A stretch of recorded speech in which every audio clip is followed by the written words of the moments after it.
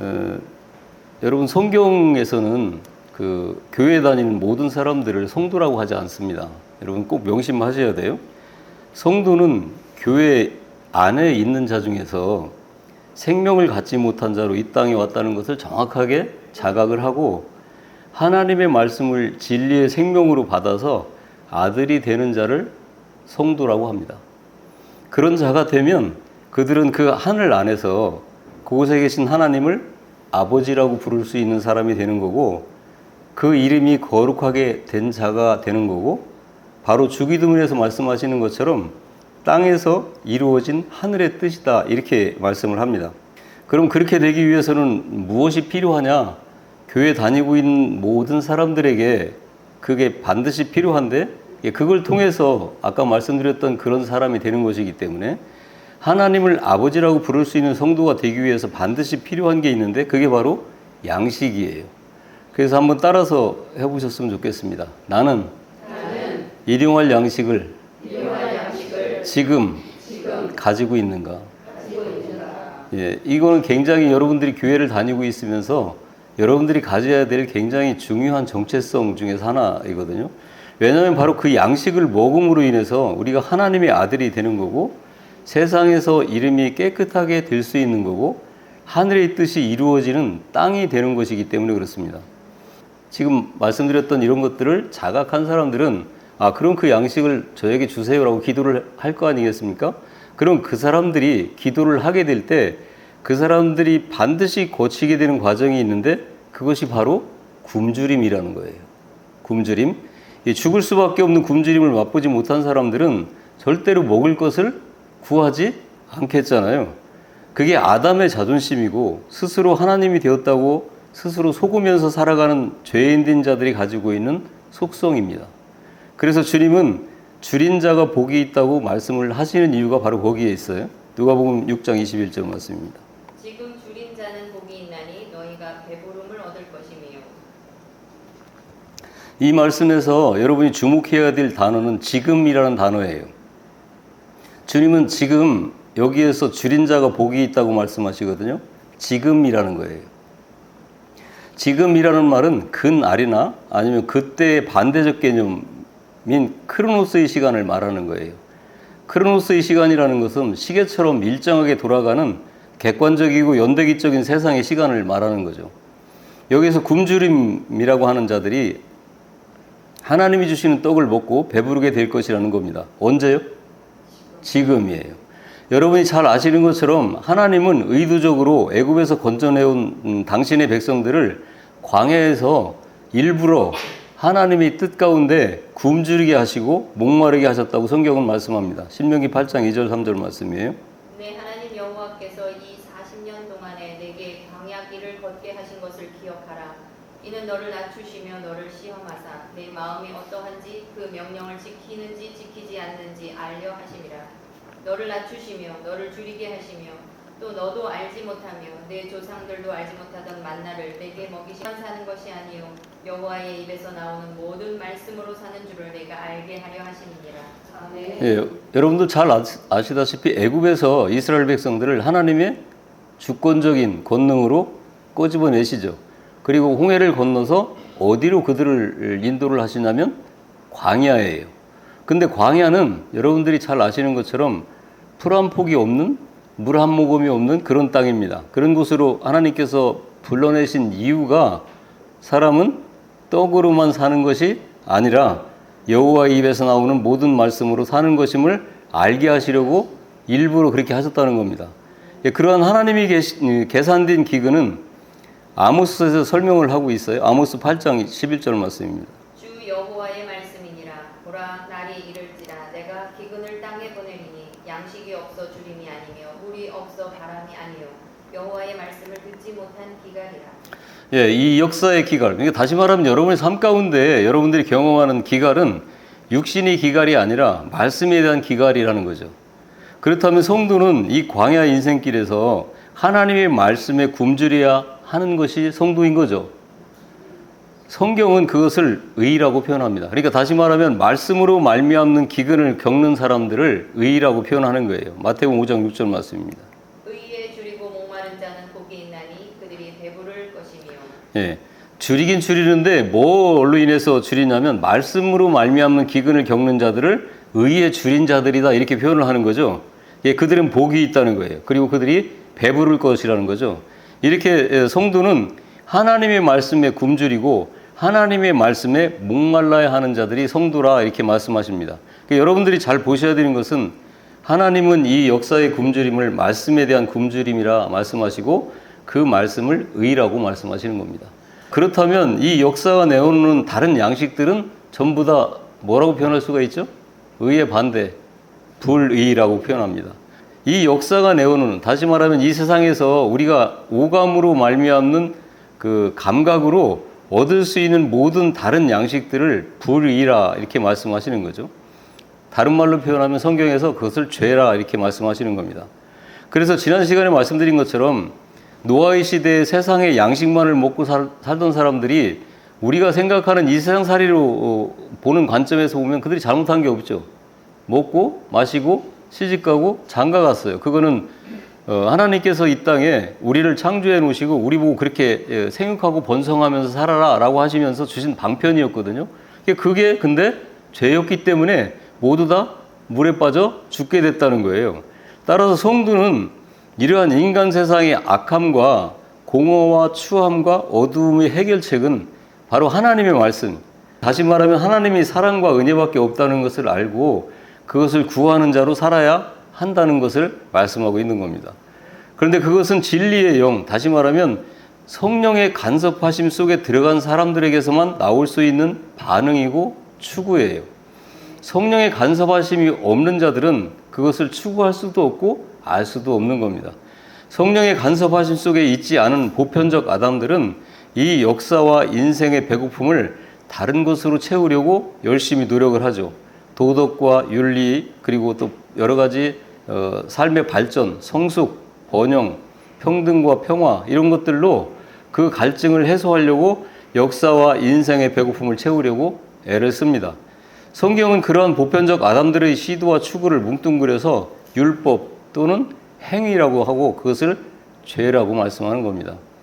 그건 헛배를 부르게 만드는 공갈빵 같은 거예요. 그럼에도 인류는 그러한 것으로 이 역사의 문제가 해결될 것이라고 생각하고 끊임없이 새로운 메뉴들을 생산해냅니다. 공산주의자나 민주주의 같은 이데올로기, 종교, 교육, 과학, 문명 이런 것들은 이런 여러 가지 메뉴들을 개발하고 만들어내서 역사를 양식으로 먹이죠. 그리고는 배부르다 하면서 자기들을 칭찬합니다. 자기들을 자랑하죠. 주님은 그러한 자들에게 이렇게 경고를 하세요. 누가복음 6장 25절 말씀입니다. 화 있을진저 너희 지금 배부른 자여 너희는 줄이리로다. 화 있을진저 너희 지금 웃는 자여 너희가 애통하며 울리로다. 계시록 3장 7절에서 똑같은 말씀을 하시죠. 내가 말하기를 나는 부자라 부요하여 부족한 것이 없다 하나 내 곤고한 것과 가련한 것과 가난한 것과 눈먼 것과 벌거벗은 것을 알지 못하는도다. 예, 주님은 지금 이 역사 속에서 자기들이 배고픈 자임을 알지 못하는 자들은 영원한 굶주림 속에서 들어가게 될 것이라고 말씀을 하고 계세요. 반면에 이 세상에서는 그 어떤 땅의 소산으로도 우리의 생명의 양식을 삼을 수 없다는 것을 아는 영적인 굶주림과 가난함 속에 있는 이들은 하늘의 풍요로 채워지는 자라 이렇게 말씀을 하시는 거죠. 계시록 2장 9절 말씀입니다. 내가 네 환난과 궁핍을 알거니와 실상은 내가 부요한 자니라. 자칭 유대인이라 하는 자들의 비방도 알거니와 실상은 유대인이 아니요 사탄의 회당이라. 네, 이 역사가 하나님의 말씀으로한 양식을 얻어서 생명에 이룰 수 있음을 아는 이들이 실상은 하늘의 풍요를 가진 자들이고 그 가운데 있는 자들이다 말씀합니다. 그런데 그러한 하늘의 풍요의 반대편에 있는 이들이 누구라고 말씀하냐면 자칭 유대인들이다 이렇게 말씀하세요. 바울은 그들을 표면적 유대인이라고 불렀습니다. 그들은 율법주의 대표로 역사에 등장하는 거예요. 그들은 주님께서 사단의 교회라 이렇게 말씀합니다. 교회는 교회인데 하나님의 대적자로서 교회라는 것입니다. 그러니까 예수를 믿는다고 하면서 엉뚱한 양식을 추구하고 그 양식으로 배불리면 그는 졸지에 사단의 군대가 되고 마는 거예요. 그러면 본문에서 말씀하시는 내용을 확인해 가면서 우리가 추구해서 가져야 될 양식이 무엇인지 그리고 우리가 경계해야 할 양식은 무엇인지에 대해서 말씀을 드리겠습니다. 오늘 본문에서 가장 중요한 핵심 주제가 바로 떡이죠. 양식이라는 거예요. 그런데 그 떡을 생존을 위한 꼭 필요한 떡이라고 번역을 하게 되면 이 대목은 오늘날 우리에게 생존에 꼭 필요한 양식을 구하는 저급한 기도가 될 뿐만 아니라 바로 밑에 있는 이 성경 말씀과 정면으로 충돌을 하게 돼요. 바로 밑에 마태복음 6장 25절에서 뭐라고 말씀하시느냐면 그러므로 내가 너희에게 이르노니 목숨을 위하여 무엇을 먹을까 무엇을 마실까 몸을 위하여 무엇을 입을까 염려하지 말라. 목숨이 음식보다 중하지 아니하며 몸이 의복보다 중하지 아니하냐. 네, 바로 위에서는 생존에 필요한 양식을 구하라고 하신 주님께서 우리가 그거를 육신에 필요한 양식으로 해석을 한다면 말이에요. 위에서는 생존에 필요한 양식을 구하라고 하신 주님께서 금방 먹을 것을 마실 것을 구하지 말라고 하시면 전혀 문맥에 맞지 않을 뿐만 아니라 예수님께서 진리이신 예수님께서 일구이연하시는 거잖아요. 위에서는 구하라고 하고 밑에서는 구하지 말라고 말씀하셨으니까. 그렇다면 오늘 본문에서 일용할 양식은 적어도 육적 생존에 필요한 것을 구하는 것, 먹을 것, 마실 것을 구하라는 것은 아니라는 것을 우리가 알 수 있겠죠. 여기서. 그럼 이 본문을 이 병행 구절인 마태복음 6장 11절에서 일용할 양식, 그 관주에서 보면 내일의 양식이라고 되어 있습니다. 그리고 뿐만 아니라 그 예수님 당시에 통용어였던 아람어 성경에도 오늘 우리에게 일용할 양식이 아니라 내일의 떡을 주시옵소서라고 되어 있습니다. 그러니까 여기서 내일이라고 하는 의미에 사용된 아람어 마헬은 어제, 오늘, 내일 그런 내일이 아닙니다. 그러니까 지금과는 다른 다가올 시대로서의 내일을 얘기하는 거예요. 다른 말로 말하면 지금과는 여러분들이 살고 있는 이 시대와는 차원이 다른 그러한 시대를 말하는 거죠. 헬라어로 말하면 에피 그리고 에이미를 합성해서 위에 있는 것이라고 번역을 할 수가 있습니다. 그러니까 일용할 양식은 이 아래 우리 이 세상에서 발을 딛고 살아가는 육신으로 말미암아 구할 수 있는 그런 떡이 아니라 카이로스의 떡을 이야기하는 거죠. 그러니까 내일의 이 떡에 관한 내용이 구체적으로 그려져 있는 곳이 출애굽기인데요. 거기서 하나님은 이스라엘에게 내일의 떡을 이스라엘 민족에게 주신 말씀이 기록되어 있는데 출애굽기 16장 2절부터 5절까지 말씀입니다. 이스라엘 자손 온 회중이 그 광야에서 모세와 아론을 원망하여 이스라엘 자손이 그들에게 이르되 우리가 애굽 땅에서 고기 가마 곁에 앉아 있던 때와 떡을 배불리 먹던 때에 여호와의 손에 죽었더라면 좋았을 것을 너희가 이 광야로 우리를 인도해내어 이 온 회중이 두려워 죽게 하는도다. 그때에 여호와께서 모세에게 이르시되 보라 내가 너희를 위하여 하늘에서 양식을 비같이 내리리니 백성이 나가서 일용할 것을 날마다 거둘 것이라. 이같이 하여 그들이 내 율법을 준행하나 아니하나 내가 시험하리라. 여섯째 날에는 그들이 그 거둔 것을 준비할지니 날마다 거두던 것에 갑절이 되리라. 네, 잘 들으시기 바랍니다. 여러분들이 지금까지 보셨던 성경의 해석으로 보면 그냥 이제 그들이 먹을 수 있는 것을 달라고 구하니까 그냥 이렇게 만나를 주시고 메추라기 고기를 주셨다라고 이렇게 그 해석을 하실 수 있고 그렇게 알 수 있는 내용인데 잘 들어보세요. 그런 이야기가 아니거든요. 그러니까 여기 보시면 여섯째 날에 거두는 내일의 양식, 안식일의 양식이 나오고 그 양식이 일용할 양식이라는 것을 잘 나타나 있어요. 그러니까 출애굽 후에 이스라엘이 광야에서 모세에게 떡을 요구합니다. 먹을 게 아무것도 없으니까. 그런데 그들이 원하는 떡은 애굽에서 배불리 먹던 떡을 그리워하면서 그 떡을 달라고 하는 거죠. 그때 먹었던 고기, 그때 먹었던 떡. 그러니까 그 떡과 함께 먹었던 고기 같이 그리워하는데 그런데 여러분 잘 생각해 보세요. 이들이 애굽의 노예였어요. 종이었거든요. 그러면서 애굽 사람들이 감당하지 못할 그런 아주 중노동에 이들이 시달리고 있었던 그때였잖아요. 그런 사람들이 얼마나 고기를 많이 먹고 얼마나 떡을 많이 먹었겠습니까? 못 먹었겠잖아요. 더군다나 200만 명도 넘는 그런 민족인데 그들이 전부 다 그런 노예 생활을 하고 있음에도 불구하고 이들이 지금 그리워할 만큼 떡을 그리고 고기를 그들이 얼마나 먹었겠냔 말이에요. 아니겠죠? 그러니까 그런 이야기가 아니라는 이야기를 우리가 알 수 있어요.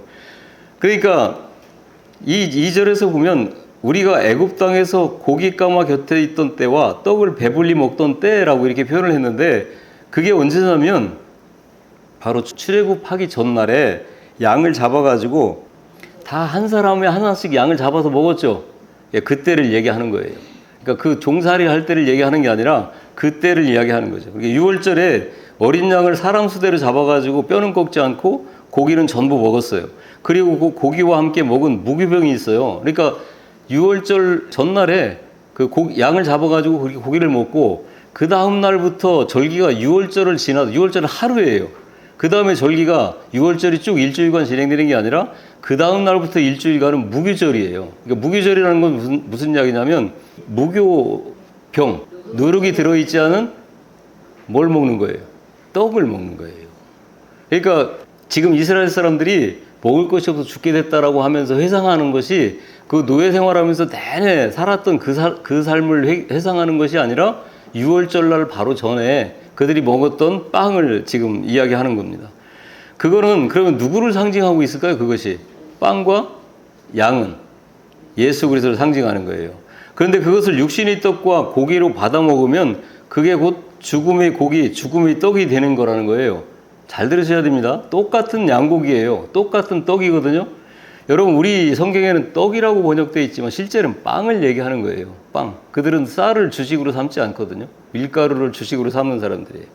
그러니까 그때 이 성경을 우리가 우리나라 말로 번역을 할 때는 우리나라에는 빵이라는 존재가 없었어요. 그러다 보니까 이제 떡으로 번역을 해서 굉장히 이제 우리가 일반적으로 생각할 때는 주식 말고 이렇게 간식처럼 먹는 걸로 이렇게 이해하기가 쉬운데 이들이 먹는 주식을 이야기하는 거예요. 그러면 그래서 주님께서 광야의 떡, 즉 만나를 그냥 육신의 떡으로 먹으면 다 죽는다 라고 하는 거죠. 하나님께서 하늘에서 내려서 이렇게 주셨는데 그걸 먹고 죽는다라는 것을 말씀하고 있어요. 요한복음 6장 49절 말씀입니다. 너희 조상들은 광야에서 만나를 먹었어도 죽었거니와. 그들을 살리려고 하나님께서 양식을 주신 게 만나인데 그걸 먹고 죽었다 이렇게 말씀을 하세요. 그러니까 만나는 하나님이 주신 것인데 그것을 그냥 만나로 먹으면 그것 때문에 죽는다 이 말씀을 하고 있는 겁니다. 그렇다면 광야에서 주시는 떡과 고기는 육신을 살찌우는 떡과 고기여서만은 안 되는 거죠. 그걸 먹고 죽었다니까. 그러면 우리의 육신을 더욱 빛나게 하고 가치 있게 만들고 편안하게 만들어주는 떡은 하늘에서 주신 내일의 떡이 아니라는 거죠. 그러니까 말씀을 육신으로 받아서 율법으로 받아서 먹어버리면 그 사람은 그 말씀을 먹고 죽는다는 말씀을 하고 있는 겁니다. 그래서 하나님은 4절에서 그 광야의 떡을 마타르 레헴, 비로 내리는 양식 이렇게 말씀하세요. 그러니까 그 마타르가 비로 내린다라는 뜻이고 레헴이라는 단어가 떡이라는 단어인데 하늘에서 떡을 주시는데 뭐처럼 내린다고요? 비처럼 내린대요. 그러면 하나님께서 하늘에서 율법을 내려주시면서 그것을 죄로 가르쳐주신 진리에 이르게 하는 도구로 쓰시게 되는 건데 그렇게 말씀이 하늘의 진리로 깨달아지게 되면 그것이 하늘의 떡이 되는 거고 율법 그대로 알고 먹게 되면 아래의 떡, 이 세상의 떡이 된다는 거예요. 그래서 하나님은 그 떡을 비로 내리는 떡이라고 말씀하시는 겁니다. 성경에서 비는 항상 하나님의 진리의 말씀을 가리키는 단어로 되어 있습니다. 그러니까 신명기 32장 1절 2절 말씀이 하늘이여 귀를 기울이라 내가 말하리라. 땅은 내 입의 말을 들을지어다. 내 교훈은 비처럼 내리고 내 말은 이슬처럼 맺히나니 연한 풀 위에 가는 비 같고 채소 위에 단비 같도다. 예, 성도는 이 진리의 비에 맞아서 육신은 죽고 대신 뭐가 살아날까요? 영이 사는 거예요. 예, 그것이 성도라 이렇게 말씀하시는 건데 그게 노아의 방주 이야기인 거예요. 하늘에서 내리는 만나를 육신의 양식으로만 받아서 먹은 자들은 다 죽게 되고 그거를 어떻게 영의 양식으로 해석해서 받아 가지고 있던 노아의 가족들은 살아나게 된다는 것을 말씀하고 있는 거죠. 그러니까 하늘에서 비처럼 내리는 진리의 떡은 우리의 육을 죽이는 떡이어야 되지 우리의 육을 살려내고 복돋우는 떡이어서는 안 된다는 거예요. 그래서 하나님은 당신께서 하늘의 떡을 비로 내리시면 그 떡을 올바로 받아들이는 이들은 율법을 마음으로 간직하게 되는 것이다 이렇게 말씀하셨던 거예요. 그래서 일용할 것을 날마다 거둘 것이다. 이같이 하여 그들이 나의 율법을 준행하나 아니하나 내가 시험하리라 이렇게 말씀하십니다. 일용할 양식 만나를 이렇게 날마다 주고 너희들이 그 걷어갖고 그걸 먹을 거야? 떡을 먹는다는 거잖아요. 만나를 먹는 거예요. 그런데 이같이 하여 그 떡을 걷어서 너희들이 먹어. 그런데 그걸로 말미암아 내 율법을 준행하나 아니하나 내가 시험하겠다. 문맥이 맞습니까? 틀립니까? 틀리죠. 먹는 거 가지고 어떻게 하나님께서 그거를 먹으라고 주는 거를 걷어서 먹는 걸 갖고 어떻게 준행을 하는지 안 하는지 시험을 하시겠냔 말이에요. 다시 말하면 그러면 하늘에서 주는 만나가 뭐라는 거예요? 율법이라는 거예요. 말씀이라는 거죠. 그렇게 하나님의 말씀을 내일의 양식, 차원이 다른 양식으로 받아야 하는 것을 안식일 전날 거두는 여섯째 날의 안식으로 또 한 번 보여주신 거예요. 그러니까 안식일이라는 것은 하나님께서 홀로 완성하신 하나님의 나라의 완성을 상징하는 거죠. 그러니까 예수님께서 이 땅에 오셔서 안식일 날 열매를 제자들이 배고프니까 따먹었단 말이에요. 그러니까 바리새인들하고 서기관들이 그들을 책망하죠. 어떻게 감히 안식일 날 하나님의 율법을 어기느냐라고 하니까 주님께서 뭐라고 말씀하십니까? 나는 안식일의 주인이다 이렇게 말씀하세요. 그러니까 안식일이라는 것은 하나님께서 홀로 완성하신 하나님의 나라의 완성을 상징하는 거예요. 하나님께서 여섯째 날에 남자와 여자를 만드셨잖아요. 그들은 이 역사인 여섯이라고 하는 그 숫자, 여섯째 날 안에서 뭐를 거두는 거예요? 일곱째 날에 양식을 거두는 거란 말이에요. 여러분이 지금 몇째 날을 살고 있는 거예요? 여섯째 날을 살고 있어요. 우리는 지금 육신을 입고 이 땅에 살아가고 있는 우리의 인생은 여섯째 날을 살아가고 있는 거란 말이에요. 그런데 여섯째 날에 살아가고 있지만 여섯째 날 살아가면서 이 땅에서 취하는 양식을 가지고 살아가면 일곱째 날 어떻게 된다는 거예요? 우리는 죽는다는 거죠. 그럼 여섯째 날에 살아가고 있는 우리가 지금 걷어서 가지고 있어야 될 양식은 몇째 날 양식? 내일의 양식. 예, 일곱째 날의 양식이에요. 그럼 일곱째 날이 무슨 날이라고요? 안식일이란 말이에요. 그럼 안식일의 주인이 누구예요? 예수 그리스도예요. 다시 말하면 예수 그리스도를 내가 가지고 있어야 산다 그 말이죠. 요한복음 1장에서 보니까 예수 그리스도는 뭐예요? 말씀이에요. 말씀은 곧 뭐예요? 생명이에요. 생명은 곧 진리란 말이에요. 내 안에 내가 지금 가지고 있는 율법을 가지고 그대로 살아가면 죽는 거고, 일곱째 날의 양식, 진리의 말씀, 생명의 말씀, 영원한 그 하나님과의 관계 속에서 나를 의롭다 칭해 주시면서 아들이라고 부르신 하나님의 의가 내 안에 없으면 나는 그냥 여섯째 날을 그럭저럭 살다가 일곱째 날에 그냥 죽는다는 거죠. 우리가 지금 가져야 될 그 일곱째 날의 안식, 다시 말하면 그 생명은 그 안식의 날, 그거는 분명하게 우리가 지금까지 말씀 쭉 들었죠? 완성이 되어 있어요? 안 돼 있어요? 되어 있어요. 우리는 그걸 봐야 된다는 거잖아요. 이게 히브리서 11장 1절에서 말씀하시는 것처럼 믿음은 바라는 것들의 실상이라고 그랬는데 그 실상이 뭐라고 그랬어요? 완성된 하나님의 나라예요. 그러니까 우리는 지금 이 땅에서 비록 오늘 죽으나 내일 죽으나 어떤 식으로 살다가 가든지 간에 지금 현재 우리는 뭘 갖고 있어야 되는 거예요? 완성된 하늘나라에 내 모습을 갖고 있어야 된다는 거죠. 그러면 이 세상에서 우리가 갖고 해야 될 이 여섯째 날까지 살아가면서 겪고 있는 여러 가지 삶의 곤고함과 곤핍함과 어려움들은 영적인 곤핍함이에요? 육적인 곤핍함이에요? 육적인 곤핍함이죠. 예, 그거는 내가 가지고 있는 영원한 풍성한 하늘의 풍요의 양식을 갖고 있음으로 말미암아 문제가 될까요? 안 될까요? 안 된다는 거예요. 그 생명을 갖고 있냐고 주님께서는 지금 오늘 또 여러분에게 묻고 계시는 거란 말이에요. 그걸 안 갖고 있는 자들은 교인이에요. 종교인이죠. 성도가 아니라는 거예요.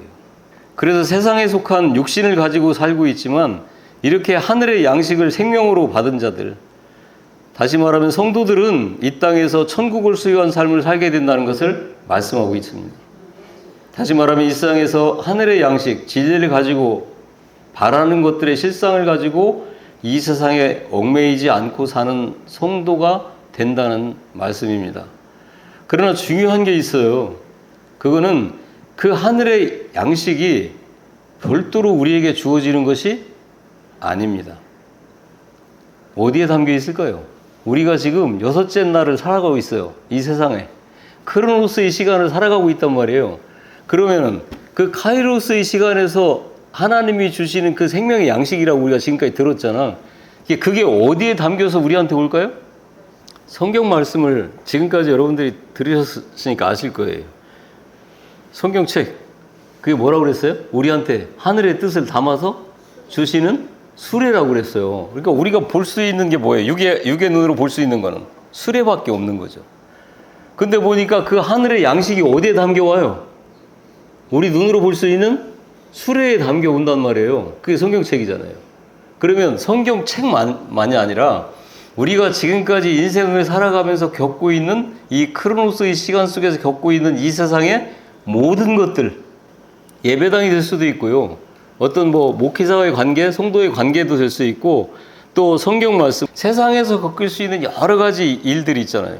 그런 일들 뿐만 아니라 어린아이가 됐던 우리의 그 연배가 많이 되신 어르신이 됐든지 간에 그런 사람들과의 관계, 이런 관계 속에서 또 겪고 있는 사건 속에서 담겨져서 우리에게 온다는 것을 우리는 잃어버려요. 다시 말하면 내가 지금 여러분 한 분 한 분이 겪고 있는 인생 속에서 겪고 있는 여러 가지 일들이 있잖아요. 그 안에 하나님의 뜻이 담겨 있다는 거예요? 안 담겨 있다는 거예요? 담겨 있다는 거죠. 그러니까 지금까지 말씀드렸던 내용을 다시 정리해서 말씀을 드리면 그런 사건들을 통해서 나는 지금 빨리 어떻게 이 곤고함을 좀 벗어났으면 좋겠다라고 생각만 한다면, 그래서 좀 건강했으면 좋겠다, 부자가 됐으면 좋겠다, 출세했으면 좋겠다 라고 생각만 한다면 그건 여전히 뭘만 먹고 있는 거예요? 예, 육의 양식만 먹고 있는 거예요. 그래가지고 내가 건강해지고 부자가 되고 출세가 되고 좋은 학교 가고 이렇게 되어진들 안 죽습니까? 죽은 나사로가 살아났어요. 영원히 사나요? 아니에요. 하나님이 정해주신 연수가 지나면 다 죽게 되는 거죠. 성경은 절대로 그런 말씀을 하는 게 아닌데 지금까지 우리는 수도 없이 성경을 그렇게 저급한 해석으로 말미암는 그 인식을 우리는 갖고 있단 말이에요. 너무 안타깝죠, 그게. 그러면 우리가 일상에서 겪고 있는 이런 상황 속에서 내가 취해야 될 게 뭘까요? 이 안에 담겨져서 나에게 주시는 하나님의 뜻, 나를 통해서 무엇을 이루시고자 할까를 그 안에서 깨달아야 되는 거예요. 제가 몇 번 말씀드렸지 않습니까? 제가 아주 죽을 지경이 돼가지고 기도원 가가지고 날마다 울면서 기도할 때 전 너무 억울했거든요. 왜 그러냐면 6년 동안 정말 교회를 열심히 다녔단 말이에요. 어떻게 하면 살려고. 그렇게 애를 쓰면서 교회에서 하라는 일은 진짜 모든 일을 다 했습니다.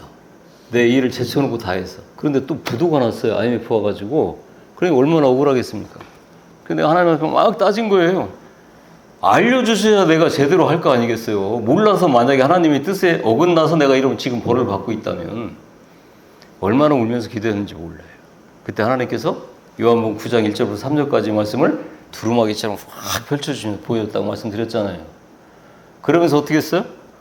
그 말씀 한 절 가지고 저는 인생의 모든 문제들이 다 해결이 된 거죠. 아, 내가 지금 겪고 있는 이 인생의 문제는 지금까지 하나님께서 하시고자 하는 그 일을 위해서 맹인으로 살게 하셨던 거구나. 그러면 이제 이 말씀을 깨달았어요. 그걸 양식으로 가졌어요. 그러니까 뭐만 나타나는 거예요, 이제? 하나님이 하시고자 하는 그 일만 이제는 나타나겠구나.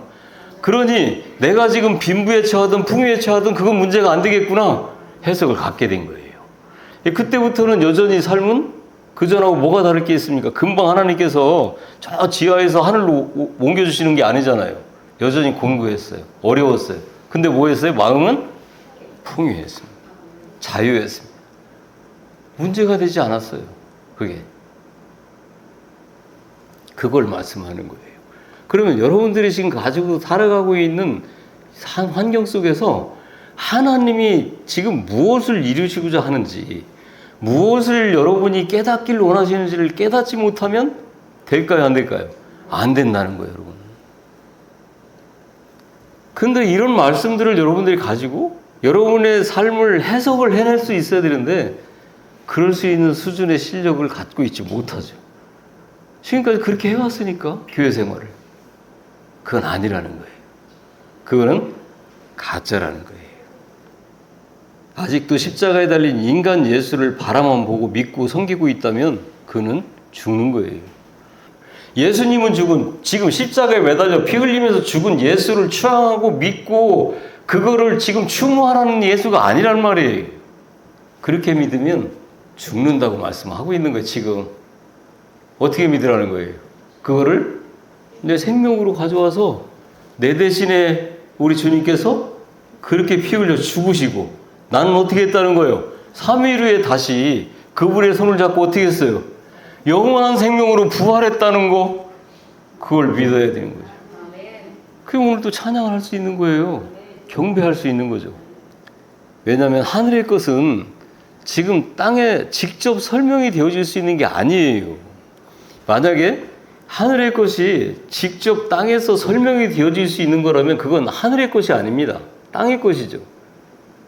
그러니 하나님께서도 답답하시지만 하늘의 것을 우리에게 주시려고 하니 아담부터 시작해서 요한계시록까지 이 땅에 인간을 만들어 놓고 인간들이 살아가는 그들의 인생 가운데 그 뜻을 담아서 우리에게 주실 수밖에 없었다 그 말이에요. 그러니 아담이 태어나고 범죄하고 죽고 노아로 말미암아 모든 인류가 또 죽고 노아 가족이 살아나고 아브라함이 선택되어지고 그로 말미암아 12지파가 생겨서 이스라엘 민족이 선택이 되어지면서 지금 우리에게까지 이른 거죠. 하나님은 그런 인류의 역사 가운데 그 뜻을 계속 담아서 우리에게 주신 거란 말이에요. 그러니까 그걸 갖지 않으면 우리는 안 된다는 거죠. 그러니까 하늘은 땅에게 설명이 되어줄 수도 없고 설명이 된다 해도 우리가 알아먹고 받아먹을 수 있는 게 아니에요. 그렇다면 그런 하나님이라면 저는 안 믿습니다. 뭐하러 믿겠어요? 차라리 내 주먹을 믿지. 내가 다 이해하고 받아들일 수 있는 이 세상의 것이라면. 그래서 하늘은 반드시 땅의 것 안에서 담겨져서 여러분에게 주어져야 되는 거예요. 그게 여러분의 인생이란 말이에요. 저도 그런 인생을 통해서 그걸 해석을 받은 게 나이 50 됐을 때예요, 여러분. 제가 33살에 예수님 영접을 했습니다. 그때까지는 오히려 예수 믿는 어머니를 막 뭐라고 하고 핍박하고 욕하고 다녔던 사람이 33살 때까지. 이걸 깨달은 게 50살 됐을 때예요. 그러면서 이 하늘의 것을 내가 알기 시작하니까 이 안에 담겨지기 시작을 하고 드디어는 여러분들에게 내 안에 담겨진 하늘의 뜻을 이렇게 설명해서 여러분에게 가르칠 수 있는 자리로 하나님이 이끄셨더란 말이죠. 그러니 내가 IMF 때 부도가 나가지고 그 죽을 지경에서 주셨던 그 말씀이 어떻게 되는 거예요? 지금 너무나도 하나님의 영광으로 드러나고 있는 거죠. 제가 감히 어디 신학교에서 박사가 돼가지고 목사가 되겠다는 사람을 가르치겠습니까? 33살에 예수님 영접하고 50살에 하나님의 뜻을 깨달은 사람이 말이에요. 이 세상의 것 가지고는 불가능한 이야기잖아요. 그래서 성경에 담겨져 있는 하늘의 계시를 깨달아 알 때 뭘 가지고 깨달아 안다고? 이걸 여러분들이 잊으면 안 돼. 뭘 가지고 깨달아 알아요? 여러분의 인생. 여러분이 지금 살아가고 있는 여러분의 삶의 주변의 환경, 사람들과의 관계, 이런 거를 통해서 하나님께서 깨닫게 하신단 말이에요. 그러면 그것이 하늘의 양식이 되는 거란 말이에요. 그것을 하나님께서는 이렇게 설명을 하세요. 출애굽기 16장 6절 7절 말씀입니다. 모세와 아론이 온 이스라엘 자손에게 이르되 저녁이 되면 너희가 여호와께서 너희를 애굽 땅에서 인도하여 내셨음을 알 것이요 아침에는 너희가 여호와의 영광을 보리니 이는 여호와께서 너희가 자기를 향하여 원망함을 들으셨음이라. 우리가 누구이기에 너희가 우리에게 대하여 원망하느냐. 네, 여기 보면 저녁이라는 단어가 나오고 아침이라는 단어가 나와요. 그러니까 성경을 다시 말씀드리면 여러분들이 그냥 훑어 지나가듯이 보면 전혀 뜻을 깨닫지 못한다는 이야기죠. 하나님께서 굳이 여기다가 저녁이라는 단어를 쓰고 그때 너희가 여호와께서 너희를 애굽 땅에서 인도해 내셨음을 너희들이 알게 될 거라는 거예요. 그게 언제라는 거예요? 저녁이라는 거예요. 그런데 너희가 여호와의 영광을 본대. 언제? 아침에. 굳이 이거 왜 시대를 구분해가지고 이렇게 기록을 하셨겠느냐 말이에요. 뜻이 있을까요? 없을까요? 있단 말이에요. 하나님은 당신의 백성들을 저녁으로 부르신대요. 그러니까 다시 말하면 창세기에서 하루의 개념이 우리는 생각하는 하루의 개념이 뭐예요? 아침에 해가 떠서 시작되어지는 하루, 저녁이 해가 지면 하루가 마감되어지는 게 우리 하루죠. 근데 하나님께서는 창세기에 뭐라고 그래요? 창조하시면서 저녁이 되고 아침이 되니 그게 하루라고 말씀하시잖아요. 그러니까 하늘하고 이 땅하고는 저 개념이 같아요, 틀려요? 완전히 다른 거죠. 그러니까 지금 그 개념을 이어서 지금 설명을 하시는 거예요.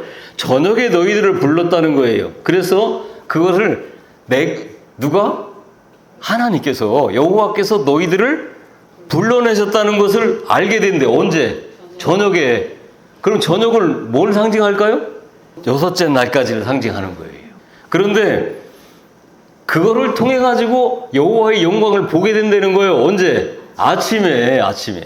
그럼 이게 죽어서 본다는 이야기일까요? 아니에요. 뭐라는 거예요? 지금까지 쭉 설명을 들었던 걸 여러분들이 기억을 하시면서 대답을 해보면 여러분의 인생을 통해서 깨달아 알게 된 일곱째 날의 양식을 여섯째 날에 가졌을 때 여호와의 영광을 보게 된다는 거죠. 보게 된다는 거예요. 우리가 우리의 힘으로 애굽에 나오는 것이 아니라 여호와께서 우리를 인도하여 끌어내시는 것임을 깨닫는 것이 이 땅에서의 삶이라는 거예요. 그러니까 여러분들이 지금 겪고 있는 인생 가운데서 하나님이 나를 부르시고 이런 지경에서 지금 나를 살게 하시는구나 라는 것을 깨닫는 게 이 땅에서의 삶이라는 거예요. 그렇죠? 네. 그런데 그 삶을 통해서 깨닫고 났더니 뭘 보게 돼? 여호와의 영광. 그게 여러분이 가질 영원한 생명이 되는 거예요. 그게 바로 이스라엘이 저녁에 먹을 양식과 아침에 먹을 양식이 다르다고 말씀하시는데 저녁에는 뭘 먹었어요? 고기를 먹었어요. 6월절 전날, 그렇죠? 양을 잡아가지고 먹었어요. 근데 아침은 그날부터 무기절이거든요? 뭘 먹었어요? 떡을 먹었어요. 떡. 그래서 출애굽기 16장 12절부터 14절까지 이렇게 말씀하십니다. 내가 이스라엘 자손의 원망함을 들었노라. 그들에게 말하여 이르기를 너희가 해질 때에는 고기를 먹고 아침에는 떡으로 배부르리니 내가 여호와 너희 하나님인 줄 알리라 하라 하시니라.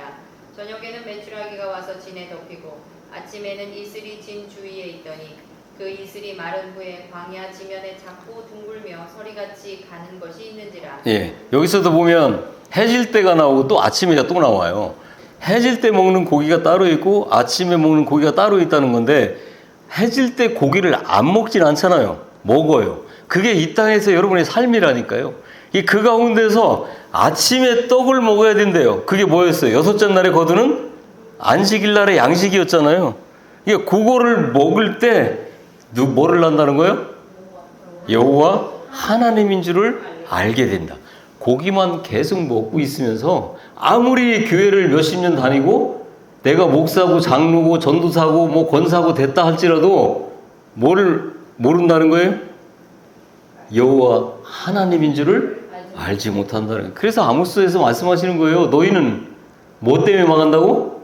지식이 없어서 망한대요. 세상의 지식을 말할까요? 아니에요. 하나님을 아는 지식이 없어서 망한다는 거예요. 그래서 저녁의 양식은 고기고 아침의 양식이 떡인 거예요. 그런데 성경은 고기나 떡을 통칭해가지고 떡이라고, 양식이라고 말씀하세요. 그리고는 그 양식을 떡이라고 써요. 그러니까 떡을 고기로 먹는 자와 떡을 떡으로 먹는 자가 있다는 거죠. 그런데 그 저녁의 고기를 아침에 떡으로 먹으면 여호와의 영광을 보게 되는데 저녁의 고기를 끝까지 고집하면서 고기로만 먹고 밤에 속한 자는 죽게 된다라고 하는 것을 말씀하는 거예요. 그래서 하나님께서 내려주신 고기를 먹는 자들이 전부 죽임을 당하는 장면이 나오는데 민수기 11장 31절 34절 말씀입니다. 그들 중에 섞여 사는 다른 인종들이 탐욕을 품음에 이스라엘 자손도 다시 울며 이르되 누가 우리에게 고기를 주어 먹게 하랴. 바람이 여호와께서 나와 바다에서부터 메추라기를 몰아 진영 곁 이쪽 저쪽 곧 진영 사방으로 각기 하룻길 되는 지면 위 두 규빗쯤에 내리게 한지라. 백성이 일어나 그날 종일 종야와 그 이튿날 종일토록 메추라기를 모으니 적게 모은 자도 10호멜이라. 그들이 자기들을 위하여 진영 사면에 펴두었더라.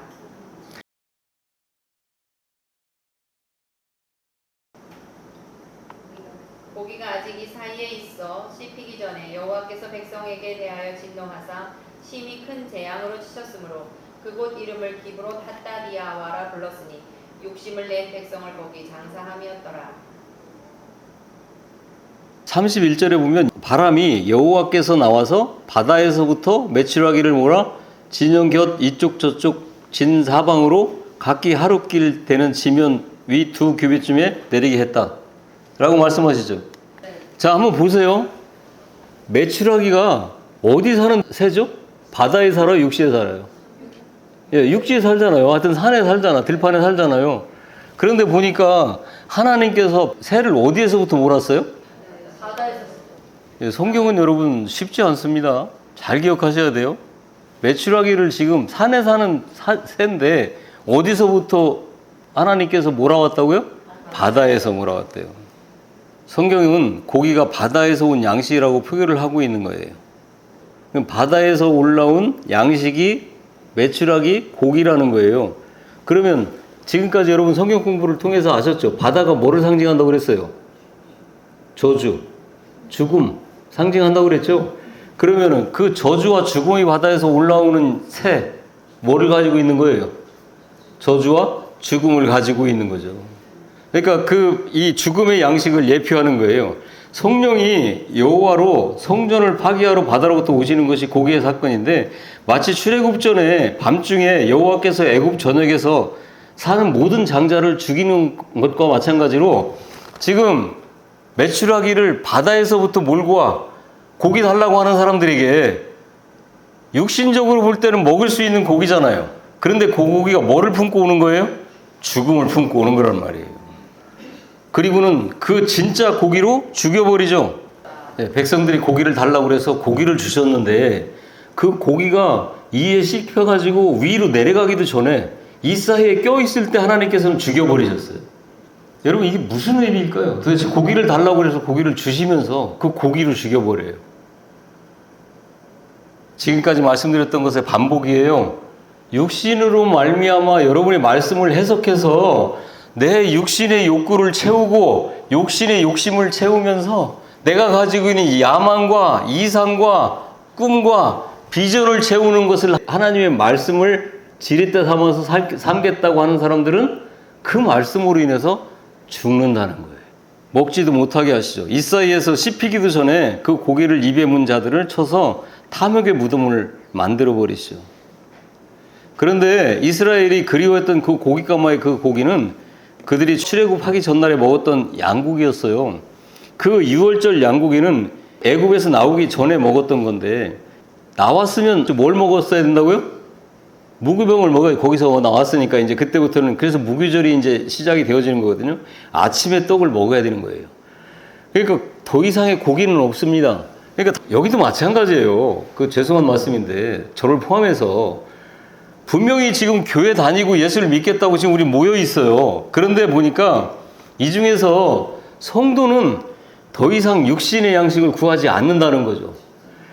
아무리 구한다 할지라도 여기서요, 여러분들이 간절히 구하고 꿈과 비전을 가지고 간절히 원하면 하나님께서 이루어 주십니다.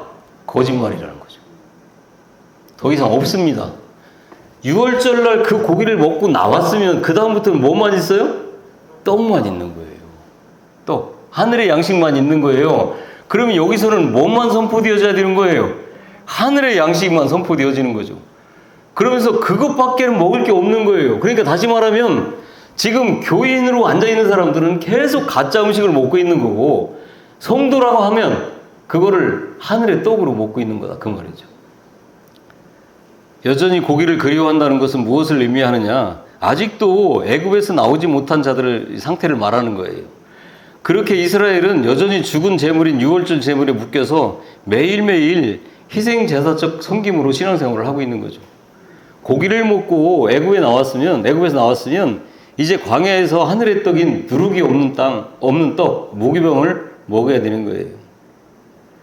그래서 유월절 어린 양의 살과 피로 애굽에서 나온 이들은 더 이상 그 6월절 어린 양을 추억해서는 안 됩니다, 여러분.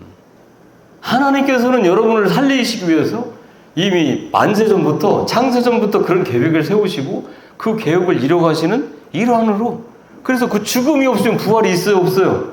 없단 말이에요. 그래서 부활로 말미암아 우리에게 영원한 생명을 주시기 위한 과정으로 그 과정을 겪으셔야 되는 거예요. 그럼 우리는 어떻게 해야 되는 거예요, 그때?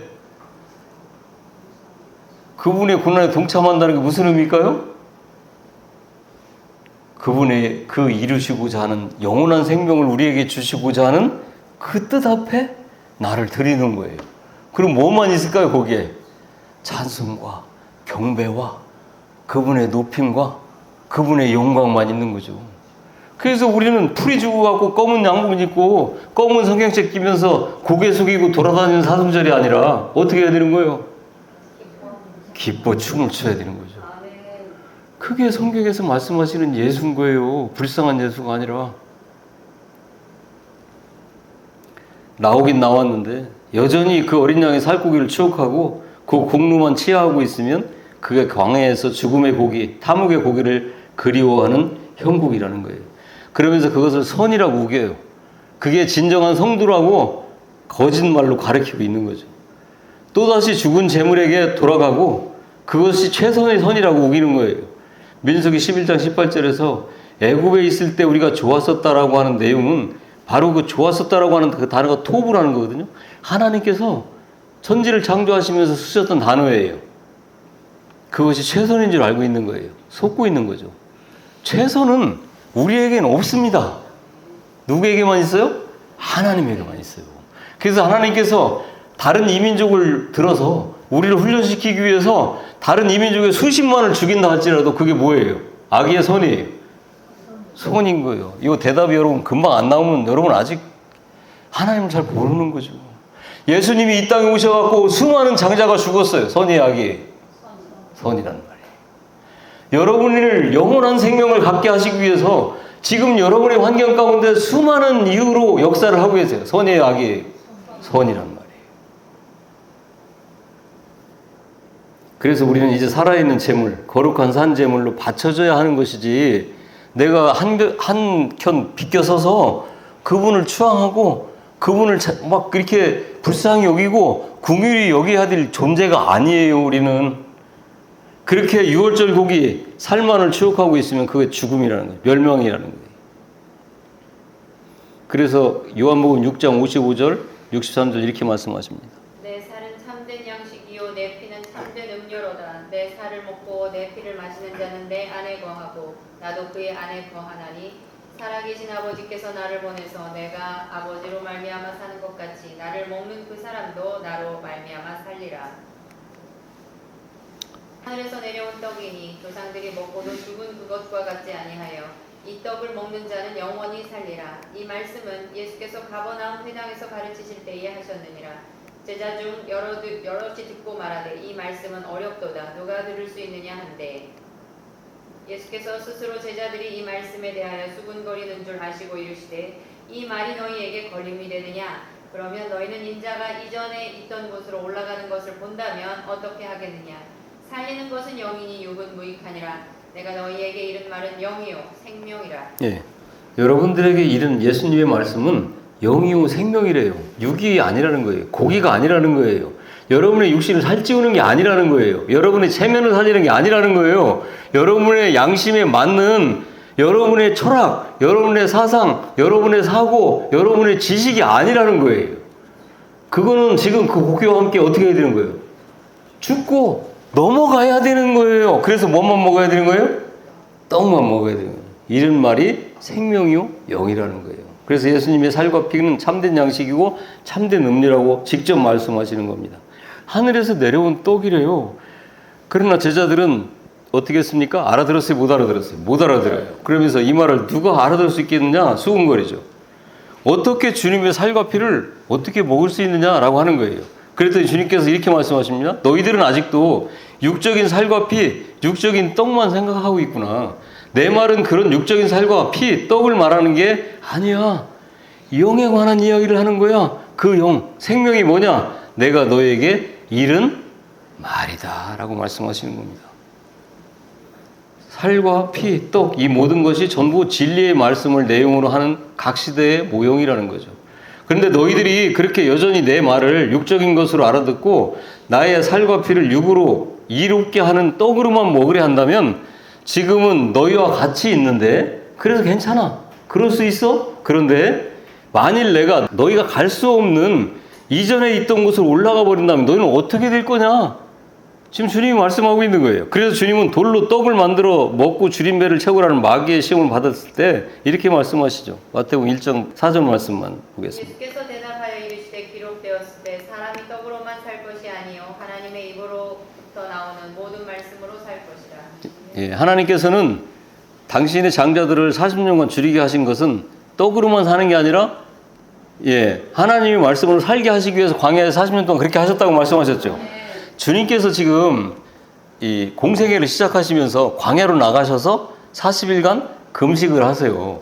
여러분들이 생각하실 때는 우리 주님께서 우리에게 뭔가를 보여주시기 위해서 일부러 금식하신 거로 생각을 하실 수 있잖아요. 아니에요, 여러분. 광야는 먹을 게 있어요, 없어요? 없어요. 주님께서 일부러 금식을 하신 게 아니고 먹을 게 없어서 금식을 하신 거예요. 40일 동안 그 금식을 하셨다는 것은 광야 40년을 예표하는 거예요. 그래서 먹을 게 없어서 금식을 하시는 거죠. 요한복음 4장에서 주님은 제자들에게 나에게는 너희가 모르는 양식이 있다라고 말씀을 하세요. 주님은 가지고 계신데 광야에는 없는 그 하늘의 참된 양식, 그 결핍의 상태를 주님께서 몸으로 보여주시는 거예요. 어디에서? 광야에서. 근데 마귀가 주님께로 옵니다. 그리고는 돌로 떡을 만들어 먹으라고 요구하죠. 돌은 구약에서 오실 메시아를 상징하는 표로 쓰였던 거예요. 당연히 예수님을 가리키는 거죠. 그런데 돌을 어떻게 먹습니까? 그래서 말씀하시는 거예요. 내가 말하는 그 떡으로만 사는 게 아니라 하나님이 주시는 떡으로 사는 거다라고 말씀이죠. 그런데 메시아를 상징하는 그 돌이 하늘의 떡이 되는 거잖아요. 그런데 그 떡을 우리는 어떻게 받아 먹습니까? 하나님의 말씀으로 받아 먹는 거예요. 2000년 전에 나를 위해 살을 찢기시고 피를 흘리신 그 예수를 추억함으로 살과 피를 먹는 것이 아니라 지금 이 시간 나에게 떨어지는 말씀으로 그 예수의 십자가와 부활을 내 마음속에 새기는 거예요. 그게 생명이라는 말씀입니다. 그러니까 고기는 떡은 진리의 말씀으로 깨달아져야 되는 것이고 피는 물은 성령으로 이어져야 하는 것이죠. 그래서 사도 요한도 그 셋은 요한일서 5장 8절에서 하나다 이렇게 말을 합니다. 성령과 물과 피라. 또한 이 셋은 합하여 하나이니라 이렇게 말씀하죠. 따라서 우리는 이 세상에 나타난 형상으로 오신 예수와 십자가와 부활의 사건들을 통해서 그리고 그 사건들을 기록한 성경과 성전을 통해서 하나님의 사랑과 은혜라는 진리를 가지면 되는 거예요. 그리고 그것을 마음으로 전하면 되는 겁니다. 이렇게 우리는 아래의 것, 즉 다시 말하면 율법을 가지고 위의 것을 깨달아 알아야 합니다. 예수님은 당신을 하늘의 떡이라고 말씀하셨어요. 그런데 그 말씀이라는 떡을 육신을 위해 먹고 육신이 배가 부르게 되면 그건 저주가 되는 겁니다. 그것이 바로 율법이기 때문에 그래요. 주님은 그것을 썩는 양식이라고 말씀하십니다. 그 단어를 직역하면 멸망하게 하는 양식이다라는 단어예요. 바다에서 올라오는 고기로, 즉 말씀을 율법으로 먹으면 멸망이라는 말입니다. 그렇다면 여러분 어떻게 먹어야 할까요? 영생하는 양식으로 먹어야 합니다. 주님은 그것을 영생하도록 있는 양식을 위한 일이라고 표현을 하십니다. 그게 무엇일까요? 모세가 준 떡이 아닌 진리의 떡, 그 진리의 떡으로 그 말씀을 먹어야 한다는 거죠. 그거를 믿음이라고 합니다. 행위가 아니에요. 제자들이 주여 그 떡을 항상 우리에게 주세요라고 요구하니까 주님께서 그래 나를 믿음으로 가져라. 그런 자는 결코 줄이지 않을 것이다 라고 하십니다. 이렇게 오늘날 우리에게 필요한 양식은 진리의 양식이에요. 그것은 이미 우리에게 주어졌고 그것을 받은 이들이 그 하늘 안에 그 아버지를 가진 이들이고 그들의 이름은 이미 거룩해진 것입니다. 또한 그들은 거지처럼 누군가의 도움 없이는 스스로 생존할 수 없는 존재가 돼서 그 하늘의 양식을 갈망하는 삶을 살게 되는 거예요. 그러면 그들은 배고픔 속에서 풍요에 거하게 되는 일체의 비결을 배운 이가 되는 것입니다. 그래서 사도 바울이 바로 그런 사람이었다는 것을 빌립보서 4장 11절부터 12절에 말씀하시는데 내가 궁핍함으로 말하는 것이 아니니라. 어떠한 형편에든지 나는 자족하기를 배웠노니 내가 비천에 처할 줄도 알고 풍부에 처할 줄도 알아 모든 일 곧 배부름과 배고픔과 풍부와 궁핍에도 처할 줄 아는 일체의 비결을 배우느라 라고 말씀하십니다. 바울은 이제 스스로 배부를 수 있는 비결을 배웠다는 거예요. 그 말은 바울이 배고픔이라는 크로노스의 역사 속에서 하늘의 진리로 풍성한 삶을 살 수 있었다라는 고백입니다. 더 정확하게 말하면 하늘의 진리만이 자신을 배부르게 만들어줄 수 있다는 것을 깨달아 알게 되었고 그것을 가지고 풍요 속에서 살게 되어졌다라는 것을 말하는 거죠. 그래서 율법주의 안에서 자신의 양식으로 차곡차곡 쌓아둔 모든 것들을 배설물로 여길 수 있었던 겁니다. 사랑하는 여러분, 우리도 마찬가지입니다. 우리도 하늘이 내려주신 참떡이 무엇인지를 올바로 깨달아 알아서 우리의 양식이 아닌 하늘의 양식을 간절히 구하는 그런 아들의 삶을 살 수 있어야 된다는 것이죠. 우리 사랑하는 여러분 모두가 이렇게 하늘의 진리를 갈급해하면서 오직 하늘의 진리만이 나를 배부르게 만들 수 있다라는 그 믿음을 가지고 온전하게 그 참떡이 무엇인지를 깨달아 그것을 간절히 구하는, 그러므로 말미암아 하나님의 아들의 삶을 살아가는 모두가 되어지기를 예수 그리스도의 이름으로 간절히 축원합니다.